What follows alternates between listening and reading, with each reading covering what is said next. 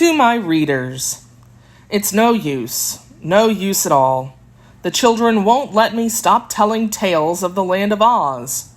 I know lots of other stories, and I hope to tell them sometime or another, but just now my loving tyrants won't allow me. They cry, "Oz! Oz! More about Oz, Mr. Baum!" And what can I do but obey their commands? This is our book, mine and the children's, for they have flooded me with thousands of suggestions in regard to it, and I have honestly tried to adopt as many of these suggestions as could be fitted into one story. After the wonderful success of Ozma of Oz, it is evident that Dorothy has become a firm fixture in these Oz stories. The little ones all love Dorothy, and as one of my small friends aptly states, it isn't a real Oz story without her. So here she is again, as sweet and gentle and innocent as ever, I hope, and the heroine of another strange adventure. There were many requests from my little correspondents for more about the wizard. It seems the jolly old fellow made hosts of friends in the first Oz book, in spite of the fact that he frankly acknowledged himself a humbug. The children had heard how he mounted into the sky in a balloon, and they were all waiting for him to come down again. So what could I do but tell what happened to the wizard afterward? You will find him in these pages, just the same humbug wizard as before. There was one thing the children demanded which I found it impossible to do in this present book. They bade me introduce Toto, Dorothy's little black dog, who has many friends among my readers. But you will see when you begin to read the story that Toto was in Kansas while Dorothy was in California, and so she had to start on her adventure without him. In this book, Dorothy had to take her kitten with her instead of her dog. But in the next Oz book, if I am permitted to write one, I intend to tell a good deal about Toto's further history. Princess Ozma, whom I love as much as my readers do, is again introduced in this story, and so are several of our old friends of Oz. You will also become acquainted with Jim the cab horse, the 9 tiny piglets, and Eureka the kitten. I am sorry the kitten was not so well behaved as she ought to have been, but perhaps she wasn't brought up properly. Dorothy found her, you see, and who her parents were, nobody knows. I believe, my dears, that I am the proudest storyteller that ever lived. Many a time tears of pride and joy have stood in my eyes while I read the tender, loving, appealing letters that come to me in almost every mail from my little readers.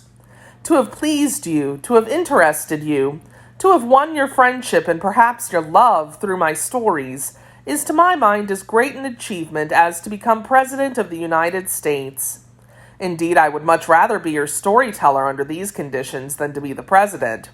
So you've helped me to fulfill my life's ambition, and I am more grateful to you, my dears, than I can express in words.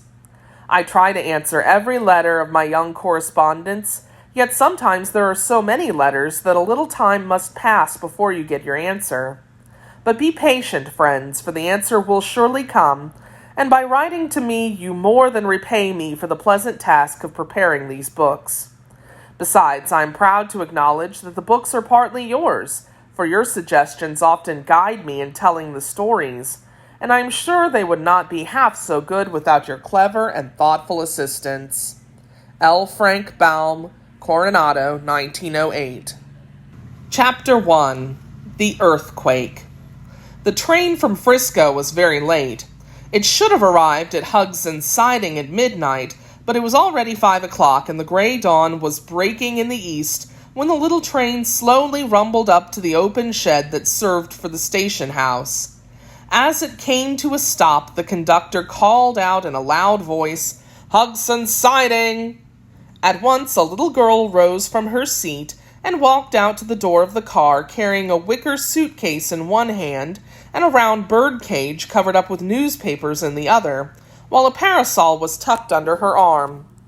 The conductor helped her off the car, and then the engineer started up his train again so that it puffed and groaned and moved slowly away up the track.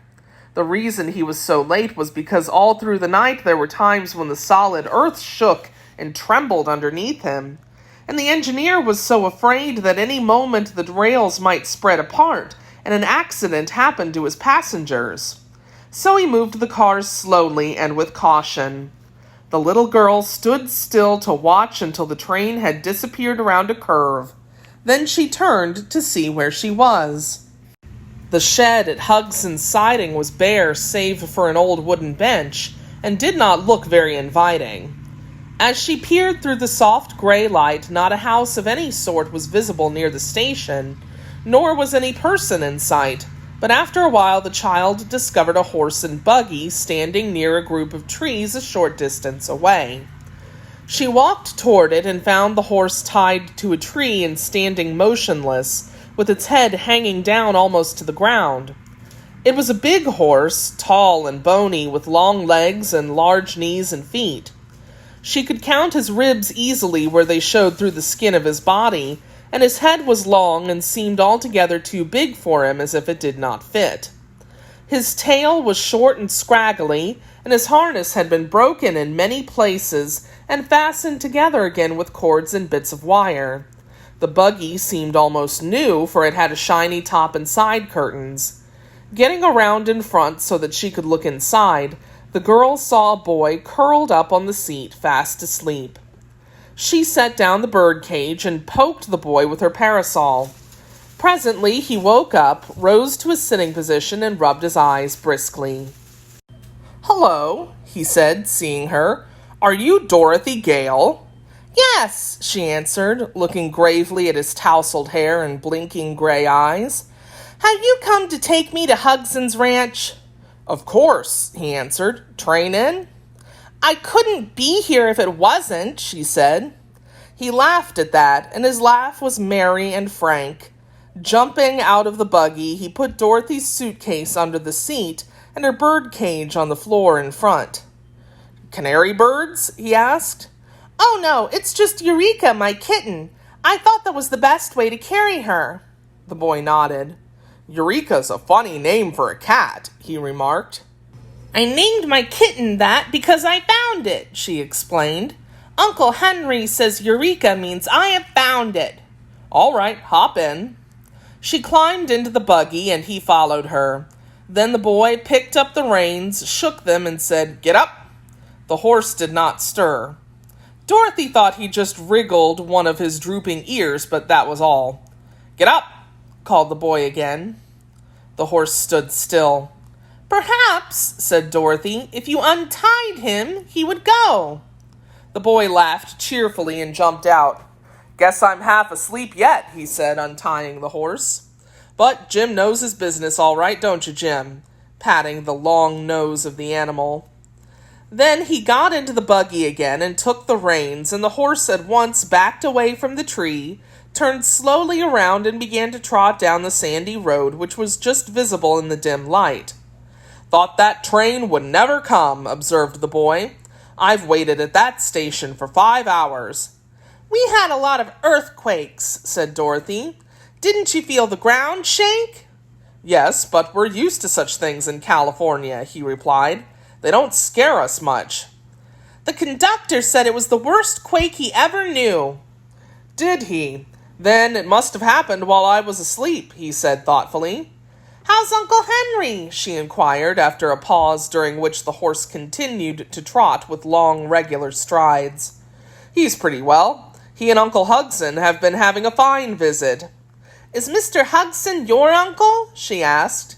"Yes, Uncle Bill Hugson married your Uncle Henry's wife's sister, so we must be second cousins," said the boy in amused tone. "I work for Uncle Bill on his ranch, and he pays me $6 a month and my board." "Isn't that a great deal?" she asked doubtfully. "Why, it's a great deal for Uncle Hugson, but not for me. I'm a splendid worker. I work as well as I sleep," he added with a laugh. "What is your name?" asked Dorothy, thinking she liked the boy's manner and cheery tone of his voice. "Not a very pretty one. My whole name is Zebediah, but folks just call me Zeb. You've been to Australia, haven't you?" "Yes, with Uncle Henry," she answered. "We got to San Francisco a week ago, and Uncle Henry went right on to Hugson's Ranch for a visit, while I stayed a few days in the city with some friends we had met."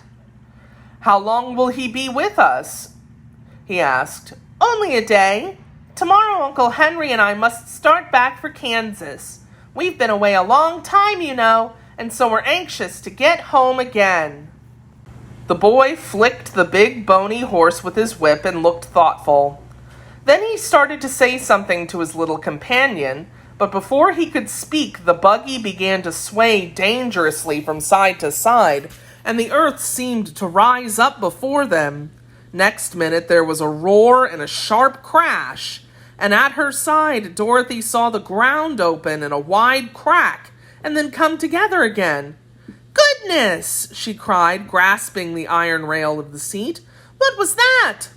"That was an awful big quake," replied Zeb with a white face. "It almost got us that time, Dorothy." The horse had stopped short and stood firm as a rock. Zeb shook the reins and urged him to go, but Jim was stubborn. Then the boy cracked his whip and touched the animal's flanks with it, and after a low moan of protest, Jim stepped slowly along the road. Neither the boy nor the girl spoke again for some minutes. There was a breath of danger in the very air, and every few moments the earth would shake violently. Jim's ears were standing erect upon his head, and every muscle of his big body was tense as he trotted towards home. He was not going very fast, but on his flanks specks of foam began to appear, and at times he would tremble like a leaf. The sky had grown darker again, and the wind made odd sobbing sounds as it swept over the valley. Suddenly there was a rending, tearing sound, and the earth split into another great crack just beneath the spot where the horse was standing. With a wild neigh of terror, the animal fell bodily into the pit, drawing the buggy and its occupants after him. Dorothy grabbed fast hold of the buggy top, and the boy did the same. The sudden rush into space confused them so that they could not think. Blackness engulfed them on every side, and in breathless silence they waited for the fall to end and crush them against jagged rocks, or for the earth to close in on them again and bury them forever in its dreadful depths. The horrible sensation of falling, the darkness, and the terrifying noises proved more than Dorothy could endure, and for a few moments the little girl lost consciousness. Zeb, being a boy, did not faint, but he was badly frightened and clung to the buggy seat with a tight grip, expecting every moment would be his last.